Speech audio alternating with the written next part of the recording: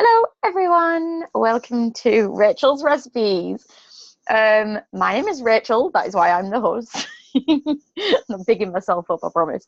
I am part of the Healthy and Empowered team here in the UK. Healthy and Empowered is a brand that, has been going. We've actually been going for about 5 years now, but under this name, about 2 years. And we really believe that the three most important pillars of health are your mindset and your physical condition, but also your diet and the way that you nourish yourself, and also eat, train, think. The recipes are eat, train is physical, and think is your mindset. Yeah, I really had to get that straight there.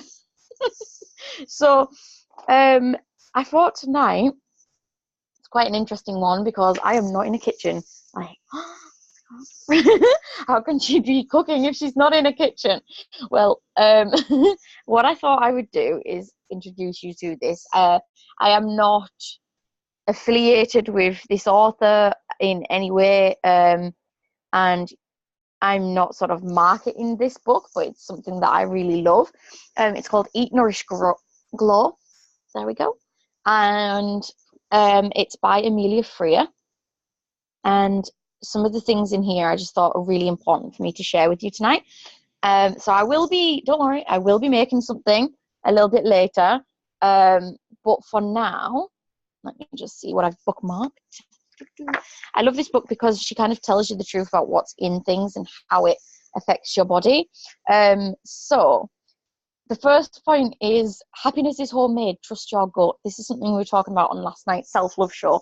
But that was more in the gut instinct, the way that we sort of make our decisions, things like that.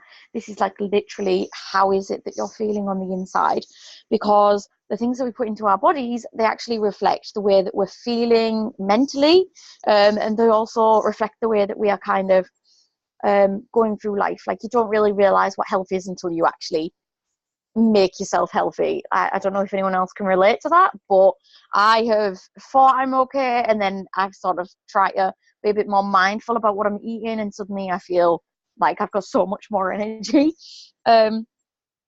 So the process of eating, she's put here in the book, our digestive system is such a magnificent and fine-tuned machine. Our bodies are literally machines. Like, if we could push ourselves to do whatever we put our mind to, then we would achieve beyond our limits. The very process of digestion begins with sights, sounds, smells, and even the thoughts of food. The brain responds to these senses by signaling the release of digestive juices from our saliva and stomach. So even before your first bite, the digestive process has begun. Let's talk about this bite. We don't have teeth in our stomach, only in our mouth, and their function is one of the most important stages of digestion.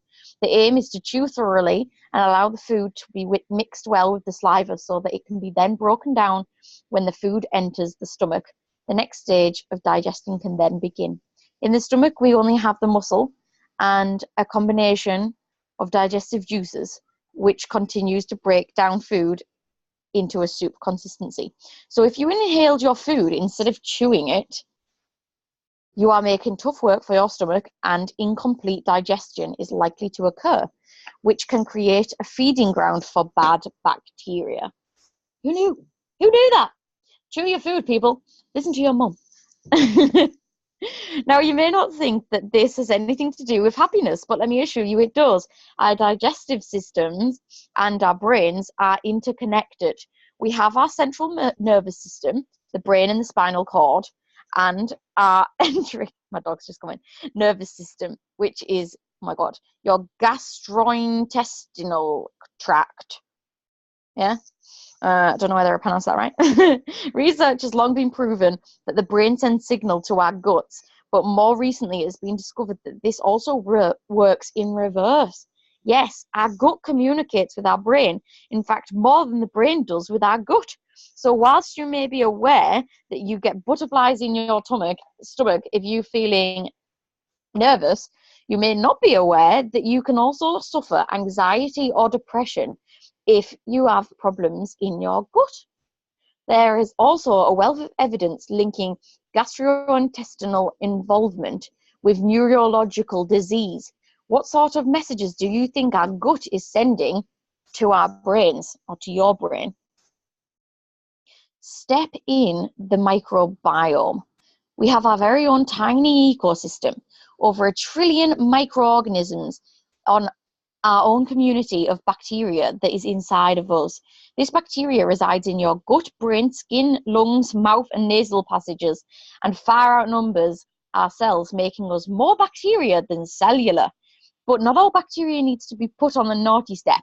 We're meant to have a perfect equilibrium of the good and bad bacteria. The problem is that a poor lifestyle and diet, riddled with stress, eating in a hurry and not chewing, taking copious amounts of antibiotics, eating chemically enhanced and poor quality food, using antibacterial soaps, eating non-organic vegetables and meat, is literally like feeding the opposition and helping them to grow strong inside of us.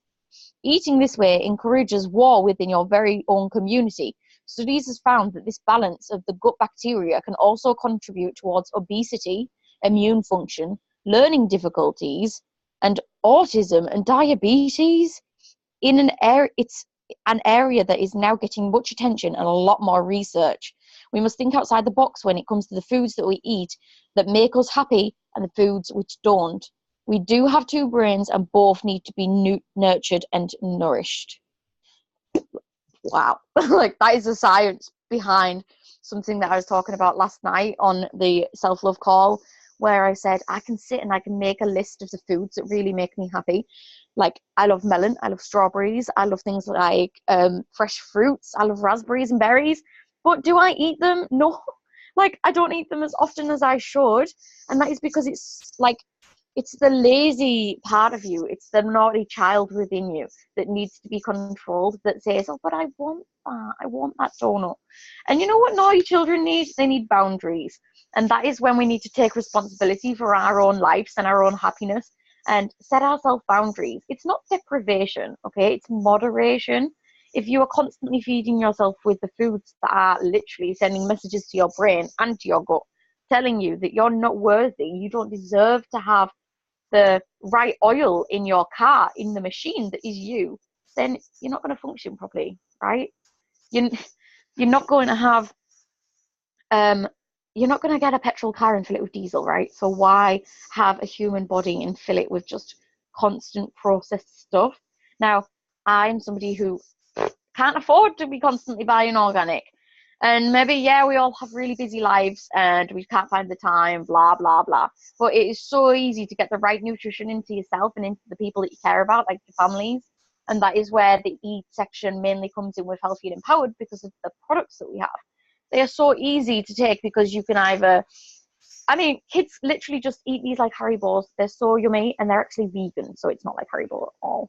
And all it is fruits and vegetables. If you are interested to find out a bit more about that, then just get in touch with whoever sent you to this call, because they clearly love you and care about you. But actually, what we have within our health plans allows us all to get over 30 different fruits and vegetables and berries into our bloodstreams fast and immediately, and they work on a cellular level, and everybody has different results from this in the way that it's helped them, because all it is whole food nutrition. Another way we can just do this is planning ahead. So this week, we're on Friday. How about you spend the weekend just doing that list? Write down the things that really make you happy, the foods that you love, and then write down a list of the things that you want to eat that week, and try and stick to it. You could even do a spider diagram and stick it up in your kitchen. Make it colorful and make it exciting, because remember, the things that we see are the things that we then start thinking about, which activates the saliva, right? Which then sends the right signals to your brain and to your body. And you can also start preparing and planning. There's these machines out there now. I seen one today, a soup maker. And I was like, excuse me, a soup maker? These things are like between 30 to 60 pounds. Well, I have a soup maker, right? It's called a pan. It's called a pan. Everybody has a soup maker. You don't have to buy anything fancy. You literally go into your kitchen, get some stock, vegetable stock made, so stock cube, water, yeah, choppings, whatever you want. You can put anything in there. I put potatoes in to add a thicker texture. I grate them down, okay, and then I will put in some leek and potato soup. Okay, that took me 15 minutes max. And then you can whiz it up. Whiz. You can buy a whizzer for like £5. I don't know what the technical word is for a whizzer. Handheld blitzer. Yeah. And that is something that can feed you and your family. It can make you fuller. Yes, I'm not going to reprimand anyone for having a bit of bread if you want the bread. Okay. But remember, the bread is what expands in your stomach, and that is why it makes you feel fuller, or it is not fantastic for you. So, Sarah, I'm on a call right now. My little sister. I'm on a call right now.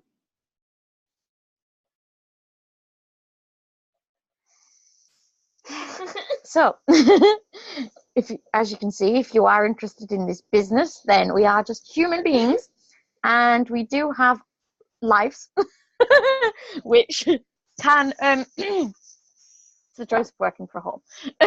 So what Sarah is trying to show people, it's totally off topic.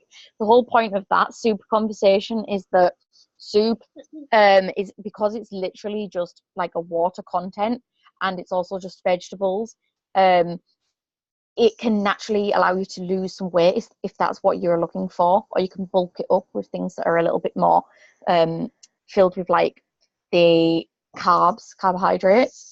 You can add rice into them even. Think about things like noodles if that's what you're interested in. And you can freeze soups. It doesn't just have to be soups. I got the Twins a slow cooker. Okay, I'm not sure if they've used that slow cooker. Yeah, they have. Yeah, there's so many slow cooker recipes. Before going out to work, just put your ingredients in, press it, and go. There's secret salts and secret sugars hidden in our foods everywhere. So many, it's great. So many people just pick up things thinking that they're healthy, like cereal bars, but really they're filled with so much sugar. And you know what? Secret sugars come in innocent looking things like the innocent smoothies. I'm sorry, I'm calling you up. But innocent smoothies are so bad. They contain the same amount of sugar as a can of Pepsi. And that is simply because of the natural sugars that come in their fruit. So just this weekend, just have a look at what you're doing. See if there's any way that you can kind of save money even, right? By planning ahead, we save money. When is snacking okay? All right, this is another section in the book. She says, although I don't advocate snacking, there are some occasions that call for it. If you are stuck at work at 7 p.m. and haven't had dinner, then I would recommend you snack. If you're traveling and changing time zones, then snack. Naturally, I would encourage that snacks are real foods, such as fruits, nuts, and seeds, not packets and promises. If I do snack, apple slices with hazelnut or almond butter, or cherry tomatoes with walnuts, or avocado slices mashed with seeds and lemon. Ooh, it's interesting. Just a few of the things that I enjoy. If you are genuinely hungry between meals, and I mean hungry, not just bored or looking for a distraction, then have a snack. Don't go hungry, but keep it small and look at your meals to see if they can be improved upon or increased slightly so that you don't need to snack after the next one. The worst that you can do is think to yourself, oh, I'm on a diet, like, smaller portions, and then, you know, feeling hungry is a good thing. No, it isn't. No. Listen to your body. Your body knows what is right. Your body knows what it can do. Your body knows what it wants. When you start putting your body back on track after maybe having a detox, and by detox I don't mean like cut out everything and live off shakes. I mean by being mindful for at least 3 days, because did you know it takes 3 days for your body to break down everything and pass it through? I know Jess did, because of Barcelona, where our conference was a couple of days ago.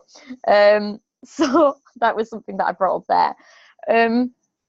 And after those 3 days, that's why people say, oh, 3 days of a new habit, they're always the hardest, especially when it comes to a lifestyle change, like the way that you're eating. But if you get past those 3 days and you start craving salt, okay, you probably need to eat something with salt in it.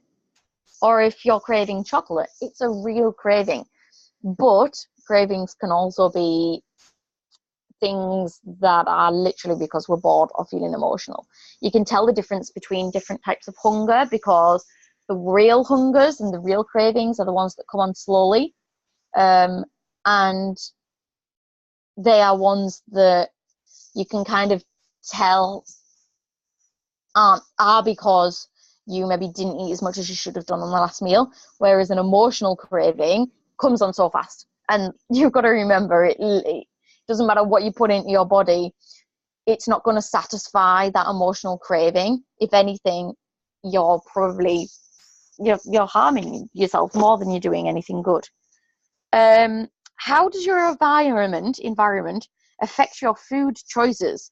So it says several studies from Cornell University in the US have found that the way our kitchen is organized affects our food choices. If you have a messy fridge with sugary or convenience foods at eye level, you will make bad choices. Now, if anybody works in retail, they'll understand this. There is a huge push for placing the most desirable things at eye level, and that's literally because it's accessible and it's there. It's like so easy to just grab. Another trick that people use, for example, is they always place mugs on shelves at eye level, in rows of 2 or 3 in colour, and they always place the mug handles to the right, because the majority of people, I'm sorry, left-handed people, well, the majority of people are right-handed, and they will reach out and they will touch it, and as soon as you've touched it, you've subconsciously made like a connection with it. It doesn't matter what it is. And then you're more inclined to want it because you've reached out, you've touched it, you've envisioned yourself with it, you're looking at it, you're checking to see if you like it. Your brain's going, oh my gosh, this is something I like. So big companies, they'll put Pringles. See, I see Pringles everywhere now. Like everywhere I go, it's Pringles 125. I'm not advertising again, but every shop I've been in today that sells food, Pringles.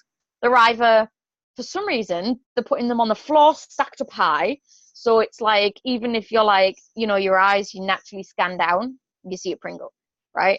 Or they're right there in front of you, and there'll be big signs up, and the bright colors, and you can almost smell the flavor. Like you read barbecue and your tongue starts thinking of barbecue.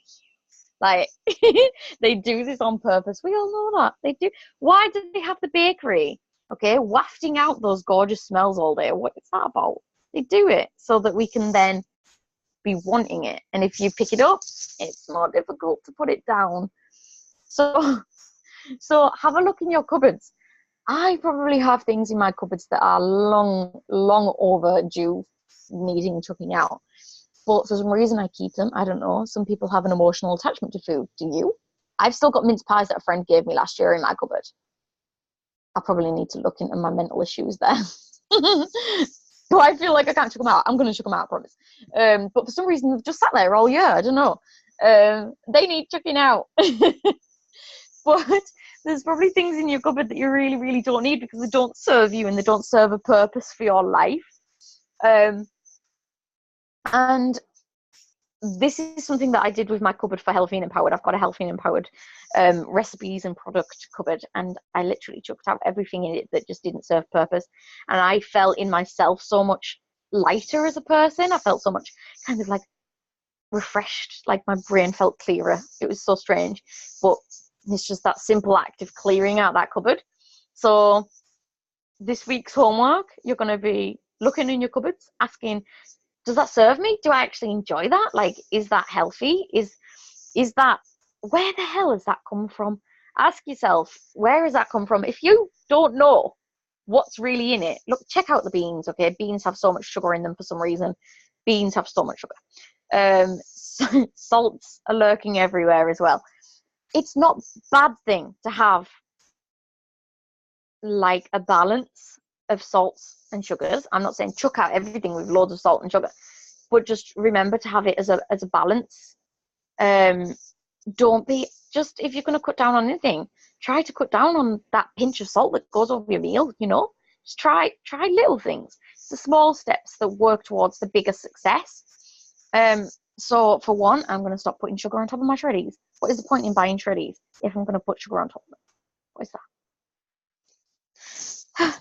so many strange little habits that we pick up along the way. You don't even realize until you start, talking about it and you start really looking at at what it is you've got and where the hell it came from. And I'm not saying this to like scare you or to repulse you, but like it's just not worth it, is it? It's just not. I was listening to a man talking the other day on stage in Barcelona, and he was saying how everyone kept saying to him, "Are you sure you're okay?" And he was like, "Oh God, I know what it is. It's because I put on weight. They all think that I'm like really upset with myself or something. It's because I've put on weight." And he was like, "Yeah, I'm fine." And he actually ended up having a heart scare, and his dad had just died of a heart attack. And so many people nowadays, so many, are getting diagnosed with anxiety, depression, diabetes.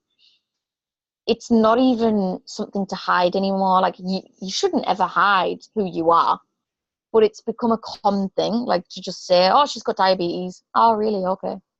It's become something that is the norm, and that it shouldn't be the norm. Diabetes is such a terrible thing. I mean, worst case scenarios, people end up losing limbs. I was talking to one person who was in a wheelchair, and they said, "Oh, well, it's just the way that my life is now. Like, I'm just dealing with it. It's fine, but I'm not really changing because it's just I'm set in my ways now. But they've told me I might lose my other leg, but life happens." And I'm thinking, no, life like that doesn't happen. Some things in life you can't control. The one thing you can control is your health. Your health, okay? Because your health is your life. We only have this one body to live in, and I am maybe being a bit of a hypocrite here because I have not had a fab week with my diet. And when I say diet, I don't mean, again, diet is, with the media, it's portrayed as something that's literally like a quick fix. But diet is, in reality, it's your lifestyle. It is what food you're putting into your body. I don't want to get diabetes, I don't want to get heart disease. This man who was speaking on stage, he turned his life around and he lost the weight. And the doctors have said to him he's literally added like 20 years to his life. Like, it's very morbid, but can you imagine sat on your deathbed, right? Loved ones around you, don't want to go. Maybe you feel like you haven't achieved everything. I don't know, right? Maybe you do feel like you've achieved everything, but you want to see your grandkids grow up. And the doctor says, God, if you just not ate or drank that Coke every single day of your life, you'd maybe have another couple of years to live. I don't know, that might be very drastic. But maybe you'd have teeth still because you hadn't eaten all that sugar. Like, can you imagine losing all your teeth? I mean, it's all right until it happens, isn't it? We're always like, "Oh, it's not going to happen." And then it bloody happens, and you're like, "Oh." But by that time, it's too late, isn't it? It's too late. But right now, sitting here and watching this video and eating whatever you're eating, Jess, it's not too late to change. So, yes, my brain is thinking about going downstairs and eating that Milky Bar. But do you know how much sugar is in a Milky Bar? Like, it's so insane. And do you know what's even more scary? Like, so the Milky Bar, I love the Milky Bar. It's one of the greatest delights on this planet, like simple pleasures. Dipping Milky Bar into your tea, right? Greatest pleasures in life. But, okay, there's hardly any chocolate in a Milky Bar, right? So what is in there? What is in that thing? And what's even more worrying, right, is a new label turned up on the Milky Bar, and it said, "Now contains dairy." Well, what was in it before? Like, if it didn't used to, like, now contains milk. What was in it before? This milk bar, what was in this before? Who knows? So beware the labels that promise everything, okay? Even if it says it's low fat, doesn't mean it's not high sugar. And just take a look in your cupboards, take a look at what it is that you're surrounding yourself with, listen to your body, try to nourish yourself. And I'm going to just share this with you before we get cut off. This, my friends, is a very handy snack. So this is a wine glass. Instead of wine, in the bottom of this is our vanilla complete shake. Okay, I thought I'd be snazzy. I thought I'd treat myself. Wine glass, okay? So I'm just trying to prove to you that you can literally do this everywhere and anywhere. So these are great for on the go. They're very filling and they're filled with all of the right nutrition that you need. There's actually 17 different fruit and vegetables in there. So they're great for post-workout or pre-workout. I'd never say just live off these things, but they're great as a snack because they give you energy. Now, what I've decided to do is I have thought, how about, because it's getting on for Christmas, and now I don't know how this is going to go down, but how about we add some ginger, yeah, and some cinnamon to it. I'm not going to add loads though, because this could go one of two ways, right? This is the first time I've ever tried this. This is what Rachel's Recipes is famous for, though. Me trying stuff that's never been done and either hating it, burning it, blowing it up, or melting it by accident. So let's get my powder. Here I am in my bedroom. Oh, God, that sounds wrong. Experimenting with shakes. Right, so this is a really bad angle. I'm going to turn the camera around so you can see what I'm doing. Yeah. So, just the tiniest amount of cinnamon, because I would hate this to end up like the cinnamon challenge. In it goes. I think this is actually going to be really nice. And you know what? I'm really intrigued, right? Because with our chocolate shake, you can actually, here goes the ginger. Love a bit of ginger. Ooh. You can actually make a hot chocolate using our chocolate shake. So I'm adding here milk. This is actually dairy milk, but you can use any milk, nut milk, soy milk. And it doesn't look very appetizing right now. But once I have whisked it, it will look great. But I'm wondering if this is something you can actually enjoy warm, because because then it'll be even more Christmassy. Jasmine the dog. Have you seen my whisk? Oh, she's got. So my beautiful helper has got the fork. So Jazz, can I have that fork? She's actually got the fork. Thank you. Thank you, Jazz. Right, here we go. Let's whisk this bad boy. This looks so different. Usually I put this in a like a blender, like in a whisk, but I'm trying to prove that this can be done on its own. Usually you either use it in a blender or you use a shake bottle that's designed to do this. But I think that's there, you know, guys. This is definitely something Santa would enjoy. So cinnamon, vanilla, nutmeg. Turn this around so you can see my expression, and then I will say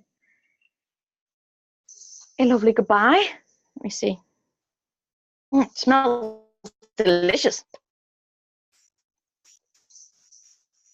Oh my God. Guys, it's actually really nice. Guys! Okay, this is going into the 2019 guidebook, so that is exclusive here right now, 23rd, I think it is, of November 2018. We have created a new recipe. It's like, oh my God, it's like Christmas in a cup. Guys, try this like right now. Try it now. I'm so happy. Oh, the possibilities are endless. You can make porridge with this. You can put raisins in there.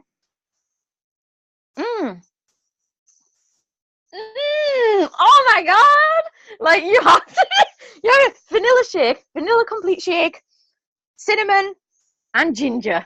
Yes. Yes, it tastes like gingerbread. Right. That's it from me. Thank you for joining, and I hope you enjoy this too.